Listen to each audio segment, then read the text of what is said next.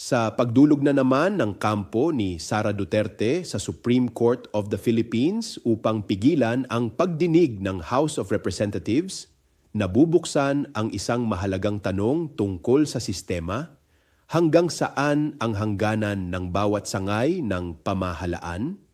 Sa ilalim ng konstitusyon, ang impeachment ay kapangyarihan ng Kongreso. Ang Kamara ang nagsasagawa ng investigasyon at paghahain ng kaso habang ang Senado ang hahatol.